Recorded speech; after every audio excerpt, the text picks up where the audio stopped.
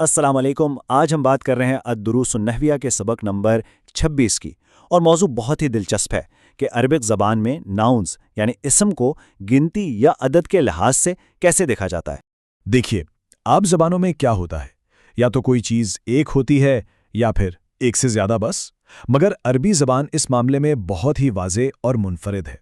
यहाँ सिर्फ एक और बहुत से की बात नहीं, बल्कि एक के लिए अलग उसूल है, दो के लिए अलग, और फिर दो से ज़्यादा के लिए एक बिल्कुल मुख्तलिफ निज़ाम है। तो आज के इस सफ़र में हम क्या क्या देखने वाले हैं? सबसे पहले हम इस्म और अदद का आपस में ताल्लुक समझेंगे। फिर हम देखेंगे कि वाहिद, तस्निया और जमा क्या होते हैं। और आखिर में जमा की एक बहुत ही ख़ास किस्म यानी जमा तकसीर, उस पर हमारी ख़ास तवज्जो होगी। तो चलिए शुरू करते हैं बिल्कुल बुनियाद से, वो उसूल जिस पर अरबी ग्रामर की ये पूरी इमारत खड़ी है। और वो उसूल ये है कि इस्म को यानी नाउन को उसके अदद की बुनियाद पर तीन बड़ी कैटेगरीज में तकसीम किया जाता है। और ये बात किताब में बिल्कुल साफ साफ लिखी है। इस्म की अदद के एतबार से तीन किस्में हैं, वाहिद, तस्निया और जमा। तो बस यही वो तीन सुतून हैं जिन पर आज की हमारी पूरी गुफ्तगू कायम है। चलें सबसे आसान किस्म से शुरू करते हैं, यानी वाहिद से। वाहिद का मतलब है एक। ये किसी भी इस्म की आप कह लें कि बुनियादी शक्ल है, डिफ़ॉल्ट सेटिंग है, और यहीं से तस्निया और जमा की कहानी शुरू होती है। तो वाहिद है क्या? बहुत सादा सी बात है। किताब कहती है वो इस्म है जो एक पर दलालत करे, मतलब कोई भी ऐसा लफ्ज़ जो किसी एक चीज़, एक शख्स या एक जगह को जाहिर करे। जैसे मिसाल दी गई है रजुलन यानी एक आदमी।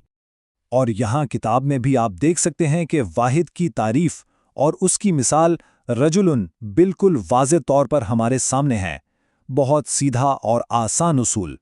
आप आते हैं अरबी ज़ुबान की उस खुसूसियत पर जो इसे बहुत ही ख़ास बनाती है, और वो है तस्निया यानी डुअल फॉर्म। ज़रा सोचिए, उर्दू या अंग्रेज़ी में हम क्या करते हैं? बस दो का लफ्ज़ लगा देते हैं, दो किताबें, टू मैन। मगर अरबी इस मामले को बड़े खूबसूरत अंदाज से हल करती है। तस्निया वो इस्म है जो ख़ास तौर पर दो चीज़ों को ज़ाहिर करता है, ना एक ना तीन, सिर्फ और सिर्फ दो। और इससे होता यह है कि ग्रामर बहुत मुख्तसर और मौसर हो जाती है। और सबसे अच्छी बात यह है कि इसे बनाना बहुत ही आसान है। आप बस वाहिद इस्म लें, जैसे रजुलन, और उसके आखिर में आने का इजाफा कर दें, यानी अलिफ और ज़ेर वाला नून। तो नतीजा क्या निकला? रजुलन से बन गया रजुलानी, यानी दो आदमी। है ना ये एक सादा और खूबसूरत कायदा? किताब भी इसी कायदे की वजाहत करती है कि वाहिद के आखिर में आनी का इजाफा करने से तस्निया बन जाता है, और इसकी बेहतरीन मिसाल रजुलानी ही है। ठीक है, तो हमने एक को भी समझ लिया और दो को भी। अब आगे बढ़ते हैं तीसरी और आखिरी किस्म की तरफ, और वो है जमा। ये हर उस इस्म के लिए है जिसकी तादाद दो से ज़्यादा हो। जमा की तारीफ बहुत सीधी है। वो इस्म है जो दो से ज़्यादा पर दलालत करे। जैसे एक आदमी था रजुलन, दो आदमी हुए रजुलानी, और अगर दो से ज़्यादा आदमी हो तो उन्हें कहा जाएगा रिजालुन।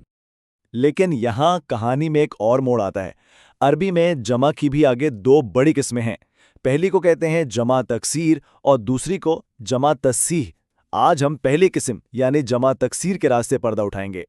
किताब भी इस तकसीम की तस्दीक करती है और बिल्कुल वाज़े तौर पर बताती है कि जमा की ये दो किस्में, और ये हमारे अगले मौजू के लिए एक बेहतरीन तमीद है। ठीक है, तो आइए इसमें गहराई से उतरते हैं। जमा तकसीर, इसका लफ्ज़ी मतलब है टूटी हुई जमा।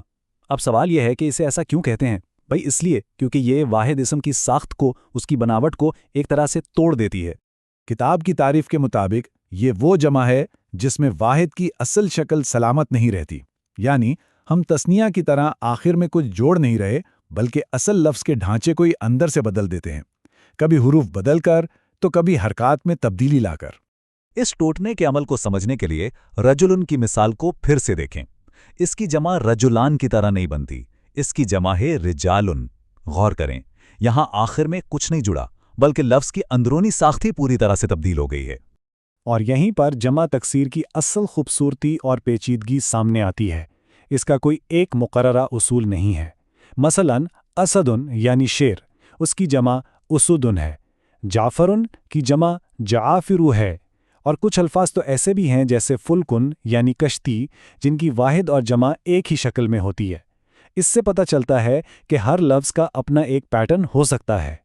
जैसा कि किताब में तफसील से बताया गया है, ये तमाम मिसालें हमें दिखाती हैं کہ جمع تکسیر ایک بہت وسیع اور متنوع موضوع ہے۔ اس کو سیکھنے کے لیے ہمیں اہل زبان کے استعمال کو دیکھنا پڑتا ہے۔ تو اہم نقطہ کیا ہے؟ بس ان تینوں اقسام کو یاد رکھنا ہے۔ واحد ایک کے لیے، تثنیہ دو کے لیے، اور جمع جس میں سے ہم نے آج جمع تکسیر کو پڑھا، دو سے زیادہ کے لیے۔ یہ تینوں عربی اسما کو سمجھنے کی چابی ہیں۔ آخر میں ایک سوال چھوڑے جاتا ہوں، اگر یہ ٹوٹی ہوئی جمع ہے تو پھر وہ صحیح یا سلامت جمع جسے جمع تصحیح کہتے ہیں وہ کیسی دکھتی ہے؟ اس کا کیا قاعدہ ہے؟ یہ وہ سوال ہے جس کا جواب ہم انشاءاللہ اگلے سبق کی وضاحت میں تلاش کریں گے۔